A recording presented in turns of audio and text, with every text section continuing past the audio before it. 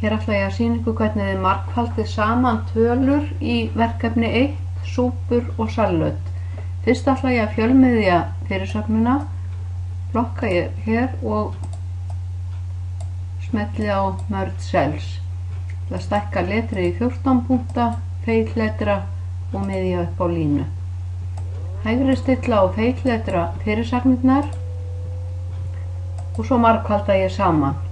Ég byrja á að skrifa inn jafnaðarmerkið sama sem, smelli á verð á einingu, margföldunarmerkið í Excel er stjarna, getið náði hana hægra megin á talnaborðinu hjá okkur eða eitt á Shift og plus vinstra megin við Enter og svo smelliði á fjöldan.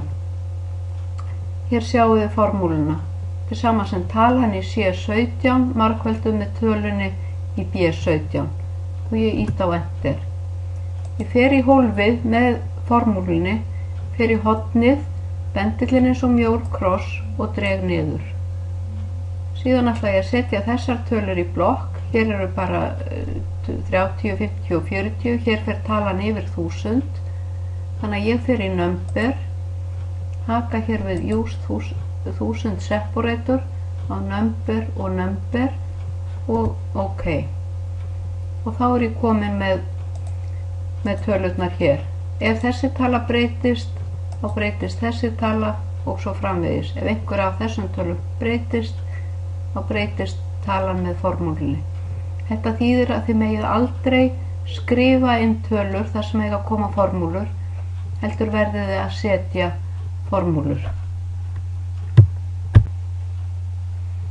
Hér ætla ég að sýna ykkur hvernig þið margfaldið saman tölur í verkefni 1, súpur og salat.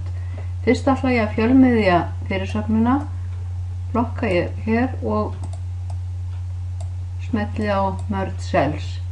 Það stækka letrið í 14 punkta, feitletra og miðja upp á línu. Hægri stilla á feitletra fyrirsagnirnar og svo margfalda ég saman.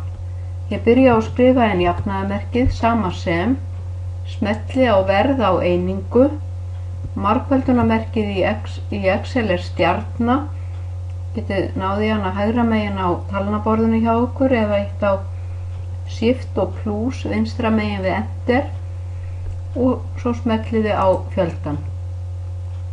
Hér sjáum við formúluna. Til sama sem talan í C17 margfölduð með tölunni í B17. Og ég ít á Enter. Ég fer í hólfið með formúlunni, fer í hornið, bendillinn eins og mjór kross og dreg niður.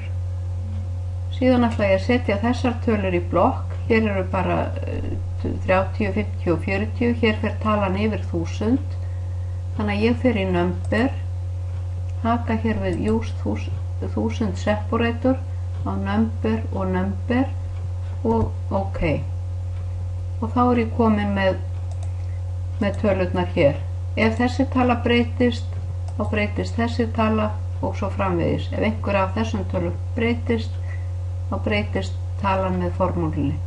Þetta þýðir að þið megið aldrei skrifa inn tölur þar sem eiga að koma formúlur, heldur verðið þið að setja formúlur.